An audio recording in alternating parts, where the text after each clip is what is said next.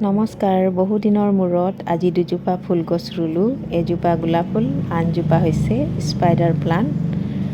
আৰু যিকোনো ফুল ৰোৱাৰ প্ৰথম দিনাখন পানীটো অকণমান সৰহকৈ দিব লাগে। 2-3 দিন দিব নালাগে, তেতিয়া ফুলগছজোপা মৰাৰ চান্স নাথাকে, ধুনীয়াকৈ জি যায়। লগতে আজি মোৰ ফুলনি বাগিচাখন অকণমান চাফ চিকুণ কৰিলোঁ, কিন্তু ভিডিঅ' কৰা নহ'ল। আৰু এয়া ধুনীয়া ফুলগছ এজোপাই ফুল দিছে আৰু বহুত ধুনীয়া ধুনীয়া ফুল ফুলি আছে। ভাবিলোঁ ভিডিঅ'ৰ জৰিয়তে আপোনালোকক দেখুৱাই দিওঁ। এইবিধ হৈছে কালাঞ্চু, ডাঙৰ বিধ হয় এয়া।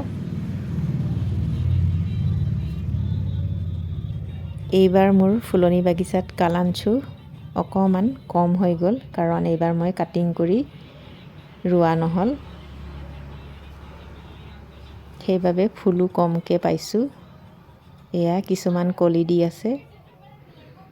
কালাঞ্চু বিভিন্ন প্ৰকাৰৰ থাকে। মোৰ ফুলনি বাগিচাত 4 বিধমান আছে। এয়া কলি দি আছে, দেখিবলৈ বৰ ধুনীয়া লাগে আৰু বহুদিন ধৰি ফুলি থাকে, 3-4 মাহ থাকি যায়। এয়া এইজোপা বৰ ধুনীয়াকৈ ফুলিছে।